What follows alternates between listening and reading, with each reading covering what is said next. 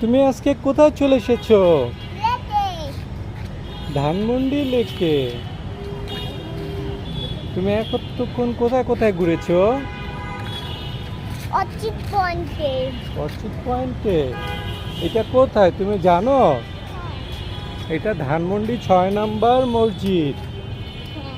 এখানে পাপা এসে নামাজ পড়ি।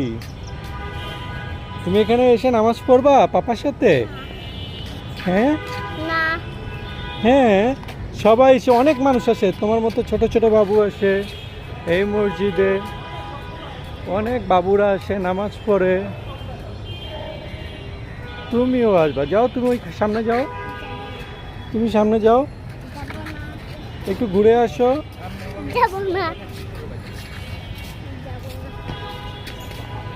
যাব না গে।